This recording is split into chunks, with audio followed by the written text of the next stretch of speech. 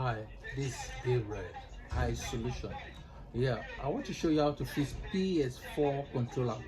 This controller customer complained that the L1 have issue, L1 and L2 have issue.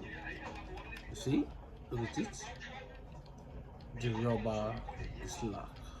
You need to replace the rubber. Now I want to replace rubber. Okay.